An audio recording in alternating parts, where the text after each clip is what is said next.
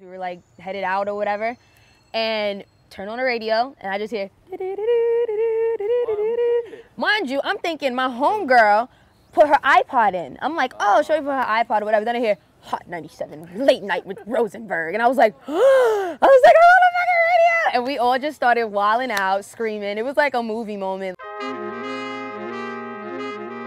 I am Nitty Scott MC, aka Little Buddha, aka Young Botanical, and we are live from the Brooklyn Botanical Garden, just representing, you know what I'm saying, for that Peace Coast, for that Boombox family. You know what's interesting is that me finding my chill, it came from me being the exact opposite of chill.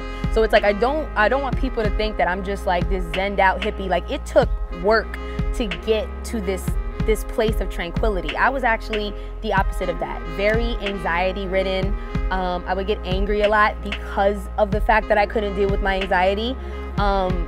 Just kind of a spaz. But at some point, I feel like you kind of have to own who you are, no matter what has happened to you, what you're a victim of. You're still responsible for yourself.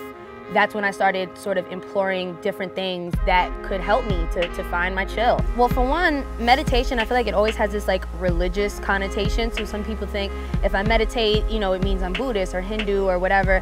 And that's not necessarily true. You don't have to do it, you know, from a religious perspective. You can if you want to. You can even add, you know, whatever it is that you believe in. But it's definitely something that I think is not necessarily religious, it's more spiritual. The way that I look at it is every day your body needs about 8 hours of rest. And that's because you've been, you know, eating, running, walking, thinking, doing everything that you do during the day, and your body needs time to sort of rest. The recording process for the Artichoke was pretty much, you know, the same as the other ones. I just think they were heavier. They were just, you know, filled with more emotion. Especially writing certain records, I would just allow myself to just cry in the studio, to cry in the booth. And I've never been that emotional, you know, in the studio. But I think that's what gives it this magic vulnerability that people are gonna know, like, oh shit, you know, she's sobbing. So she really was into what she was talking about at the time. And, you know, I think I just wanted to reveal that pain, because I just feel like being in the public eye, so much of it is lying. You know, like, I don't want to be a part of the lie. I don't want to lie and say that, you know, it's all good over here and I'm better than you and it sucks to be you. Like, I'm not from that school of thought, and I wanted people to know that I have experienced great pain and I continue to, and I let that leak onto this album.